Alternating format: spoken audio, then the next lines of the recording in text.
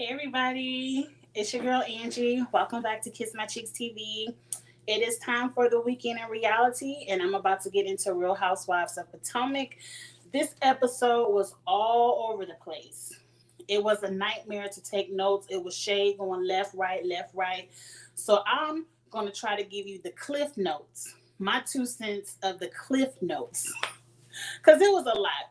I know I titled the episode that Candiace Angry Tweeted me. We're gonna get to that at the end. It was hilarious to me, and I was just. If you're not following me on Twitter, you gotta follow Kiss My Cheeks TV. It's that on Instagram, Twitter, everything. And I'm just tweeting along with the show, and I guess something I said rubbed Candiace the wrong way, and she had to tweet me back, and I was just getting my life because I was like, "Girl, not me with my little bit of subscribers. I'm surprised you even saw this." But let's get into the video. Up first, we're gonna knock Giselle and Robin out the way real quick because they didn't want to participate. So let's go ahead and get them over with. Giselle was in her house. Was she getting a perm or a bleach? I don't know what she was doing. I hope it wasn't a perm, but she was doing something to her head. It still looked a mess, but let's move on.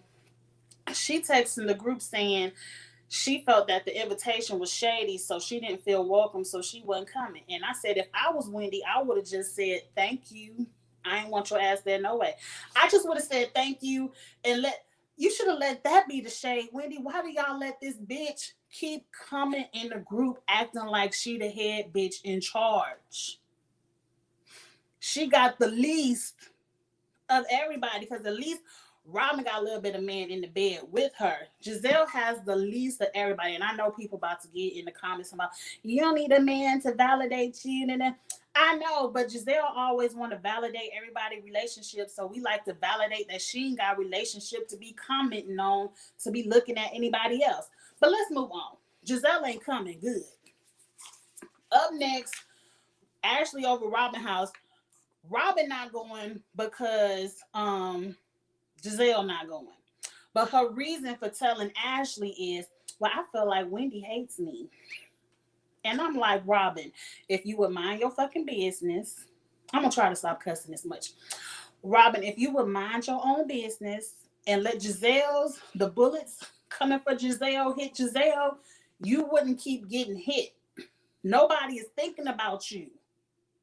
But if you would pipe down and be like everybody else, hey, Andrew, thank you. I don't have makeup on today, though, but I appreciate it. That's just my good old ring light. Just a good old ring light. But I just need Robin to mind her own business. And number two, Robin also needs Wendy to feel like Wendy is hating her because she needs a storyline, because she has nothing else to talk about. So let's move on. Oh, but I called it on Twitter last night. Like I said, follow me on Twitter. As soon as that scene came up, I said, these bitches can't afford to miss no check. They asses is going to be on the trip.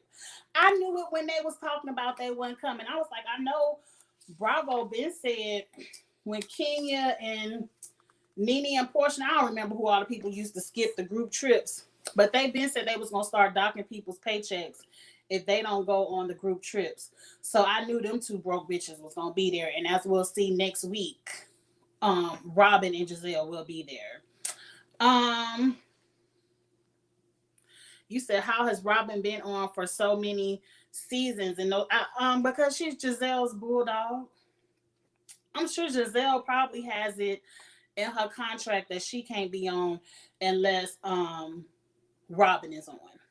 I would love to see a season where Giselle has to fight her own battles with no Robin. But I feel like if they fire Robin, Mia definitely wants the position of Giselle's bulldog. I feel like Mia wants to be in that green-eyed bandit clique so bad. She just playing around with Karen. But let's move on because right now it's no Giselle or Robin and I'm happy. So we ain't got to talk about their ass no more this review. So let's get to the trip. Up first, Eddie and Wendy arrive, and then G and Mia arrives. I don't think Andrew, I'm with you. I don't think Giselle is afraid to get dragged without Robin there.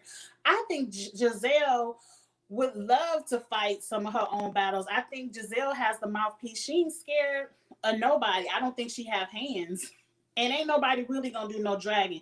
If somebody was gonna drag Giselle, it would have been Monique last season. But I feel like she just likes having Rob. Like, why sit up and get my blood pressure raised when Robin can do it? Giselle 50 years old. She don't need her blood pressure going high arguing with bitches. She let Robin do it. I just want to see it. I want to see Giselle standing her own for once. But anyway, we at the house. G and Mia show up. I'm laughing because they think somebody about to carry their bags in. Who knows? Eddie probably did do it. He probably was like, Mia is looking like she ain't gonna do it, and G looked like his back hurts. So Eddie probably did bring their bags in. I don't know.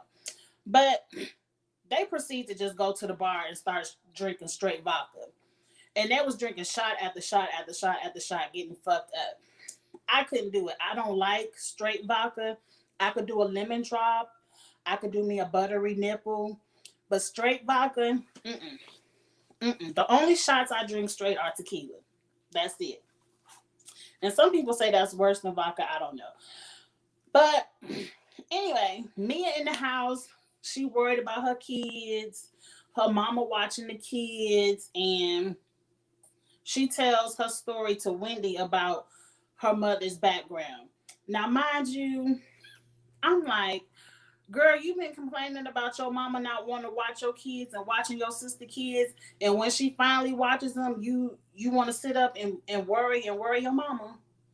And then you complaining your mama been relapsing and rehabbing and all of this, and the first time you want your mama to watch your kids is on an out-of-town trip. Why didn't you start off with a little date night? And do a couple of date nights and be like, okay, mom, good. I feel like me and mama been watching these kids all this time. Those kids look very comfortable with their grandmother. Mia, move this storyline along, because I'm not believing it. I'm not believing it. So up next, Candiace and Ashley arrive and they proceed to try to catch up with G. But the only way you're gonna catch up with G is you have to tell G to stop drinking. Because it seemed like he ain't pass up Nan's shot. They talk about the name of the trip is Good Vibes Only or Get the Fuck Out. Whatever. Move on. Like I said, this is the Cliff Notes. Let's see. Some kind of way they all in the kitchen or in that bar area, and G talking about strippers and he a strip club connoisseur or whatever it's called. And some kind of way he like the white girls. He practicing his penis stroke. And I'm like, it is a little bit too much for me. But see, if I was in there getting drunk, I would have just been laughing at his ass. It all depends. Sober Angie would have been like, I don't want to be around G. But drunk Angie would have been there laughing at his ass, probably encouraging the bullshit. It all depends. Let's move on. Everybody on Twitter is like, G is the black Michael Darby and that they would get along. I don't know. G ain't being accused of grabbing no asses. So I don't think he's taking it that far. But anyway, as G is talking about he like the white girls, Candiace is on the sideline talking about white girls. And I'm like, bitch, ain't you standing next to your white husband? You need to shut up. Shut the fuck up. I ain't gonna be able to stop cursing this episode. And then up next, she talking about we don't need to know what his penis is like. And I'm like, bitch, the only reason we know your white husband have a brown dick is because you said it.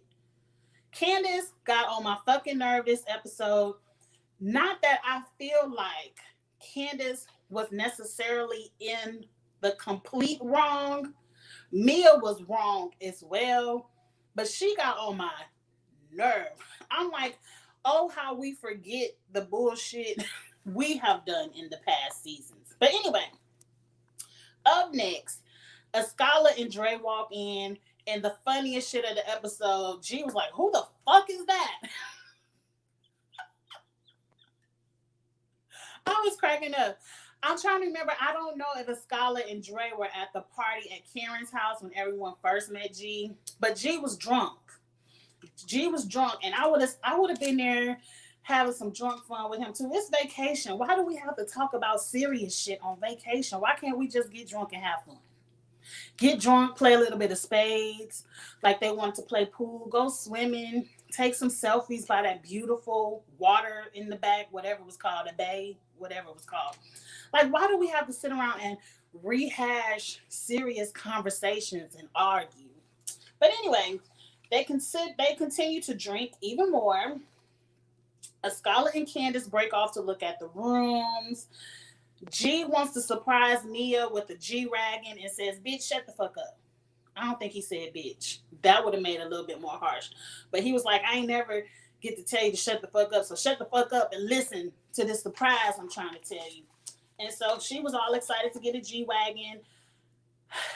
Is that something you have to surprise your wife with in front of a group of people? It does seem like y'all just want to throw y'all money around. But shit, I ain't mad at it. I ain't mad at it. That's what every other rapper and Instagram influencer do all up and down Twitter and Instagram is throw their money around. So let Mia and G throw their shit around too.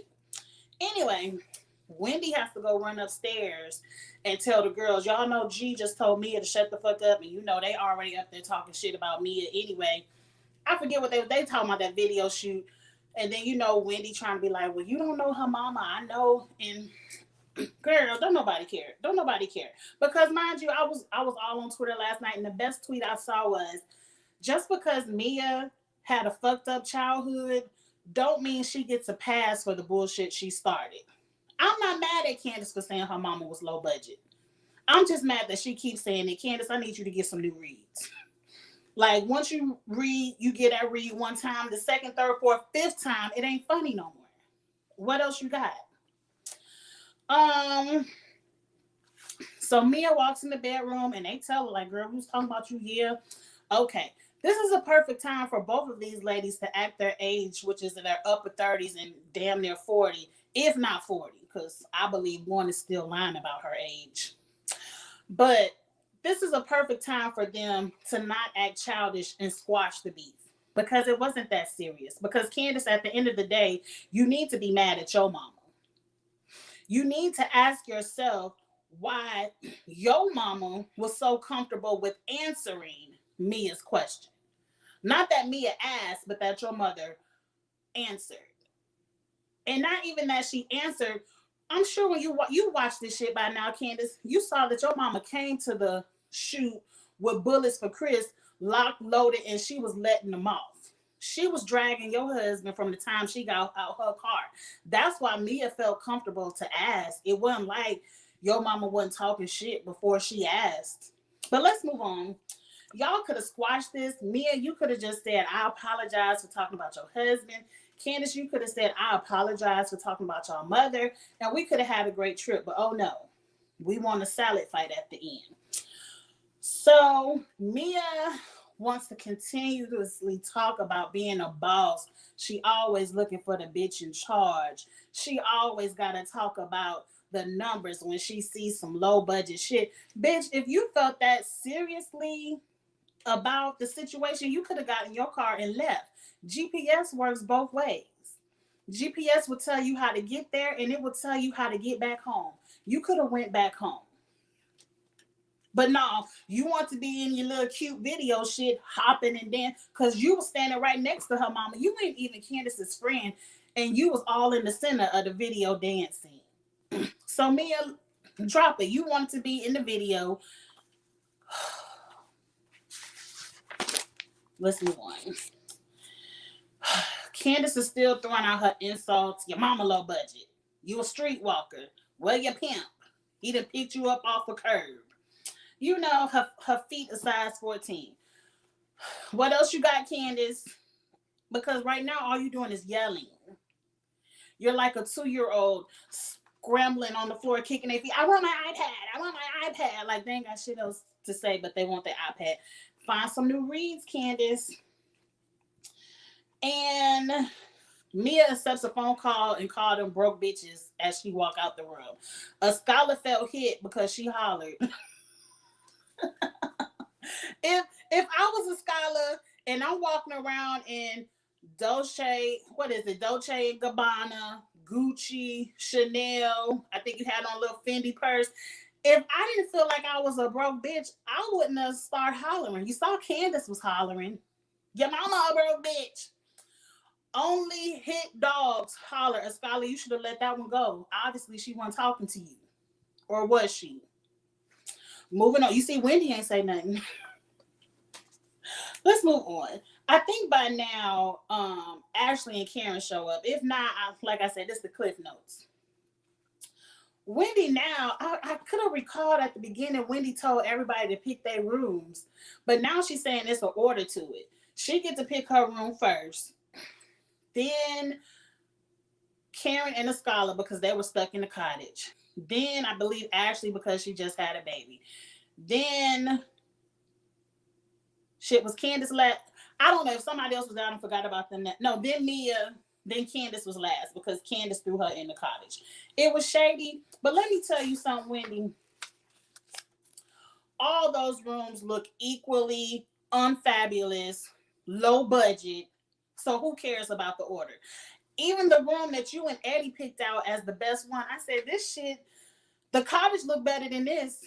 Yeah, it's a huge ass house, but that bed looked uncomfortable. It looked like it squeaks when you roll around on it. I'm like, at least Candiace picked out a better house. I don't know. I mean, it's a cute view, but when I go on vacation, I care more about the good night's sleep I'm going to get over the view. Because we could always drive to the bay and take pictures. We ain't got to sleep at the bay. But, let's move on. Somehow we're gonna go ahead and wrap this up because I didn't write it in order, but okay, you said they all equally paying shade to each other. Yeah, the trips are paid by production, but don't they get to pick it out? I'm sure they get to pick out the house. I don't care who picked it out. The point of it is the house looked unfab to me. So I wouldn't give a fuck if I went first, second, third, or last. It seemed like you gonna get a trash ass room at the end of the day. Somehow the girls are back in the kitchen fighting.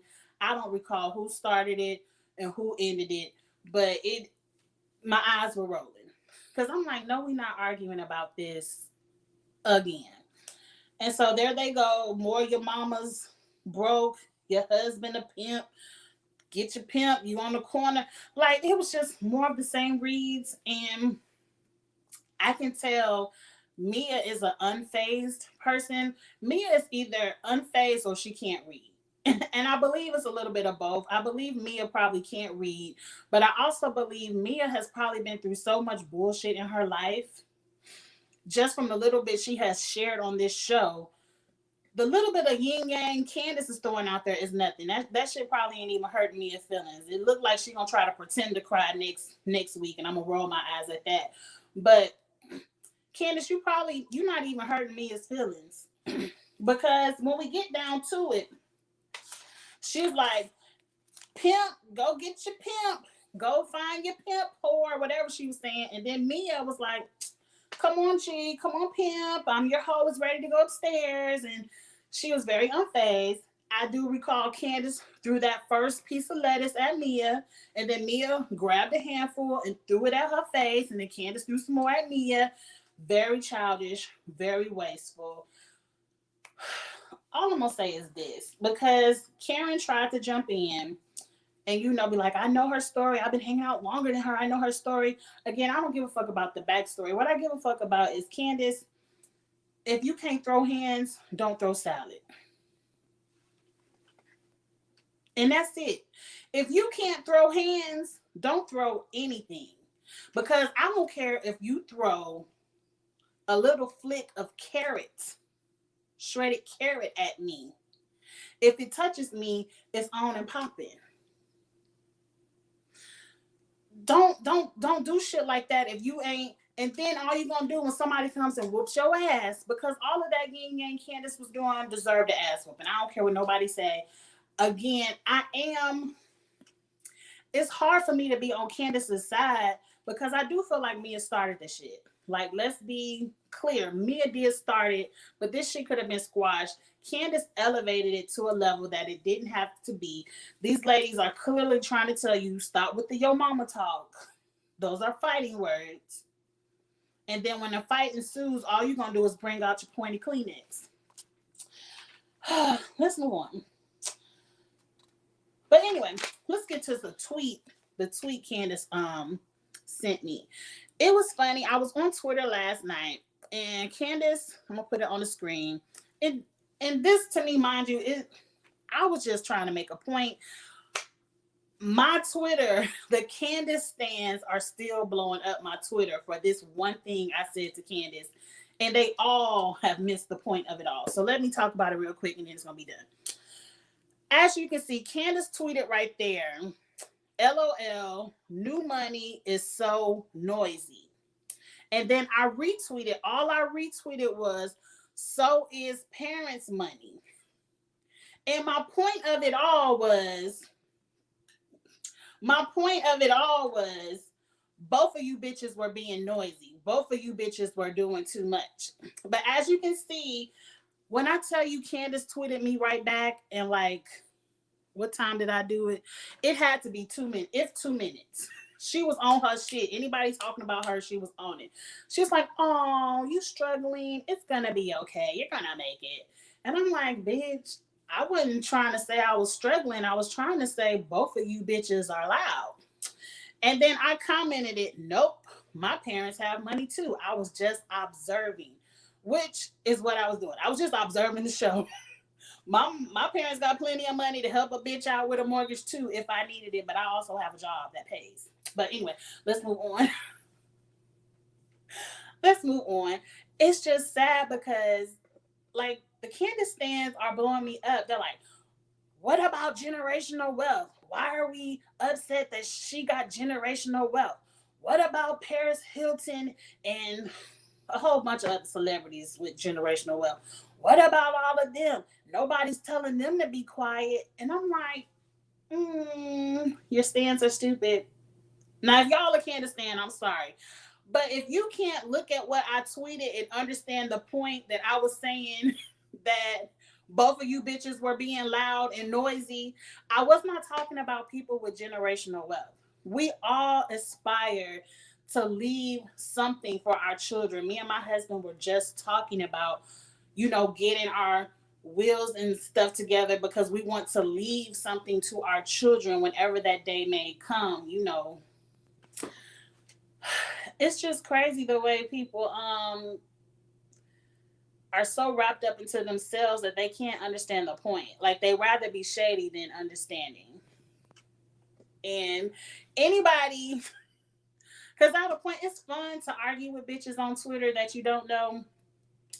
I gave it about 15 minutes, and then after that, it was kind of like, okay, I ain't about to argue all night with y'all. Like, if y'all can't understand a point, oh well. But that was the end of the episode. It was a great episode. It seems like next week Candiace gonna be right back in it again with Ashley. And at some point, you have to understand, every season, if the biggest fight of the season involves you, then you might be the problem. You might have a problem. You might need some counseling. And I like you, Candiace, girl. If you watch my reviews, I've never said I dislike Candiace. I may dislike her ways, but you can like somebody and still dislike their ways. And I feel like you are on team too much. What Mia did, yeah, she was wrong, but it didn't require all of this. And the main person you need to check is your mama. And that's it. On to next week. Next week looks like it's going to be another good episode. I'll be back next Monday for the Weekend in Reality, and we're going to have another good time. Thank you all so much for watching. Like the video. Leave me your comments. Let me know what you thought about the episode, and I'll see you all next week. Oh, and subscribe. Bye.